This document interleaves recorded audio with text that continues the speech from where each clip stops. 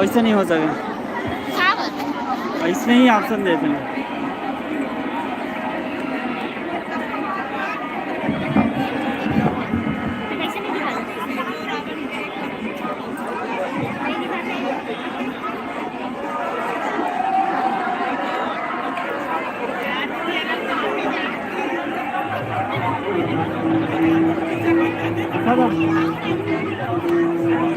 लागून थोडे आहे तो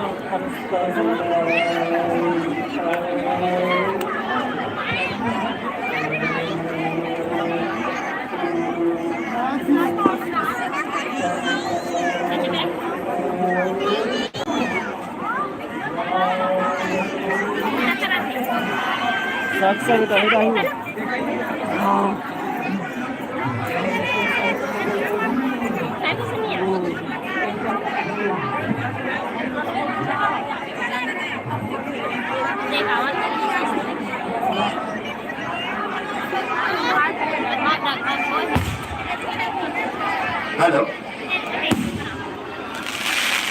जय सीतायन क्लब दशहरा एवं दुर्गोत्सव समिति आप सभी का हार्दिक अभिनंदन करती है। विगत कई वर्षों से माइक का संचालन कर रहे संरक्षक के रूप में एवं सलाहकार के रूप में हमारे बीच पूर्व में उपस्थित माननीय श्रीमान मनीष दास मानिकपुरी जी देखा नहीं है।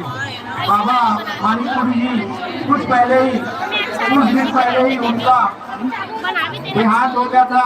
इस मंच के माध्यम से उनको सादर श्रद्धांजलि देते हैं।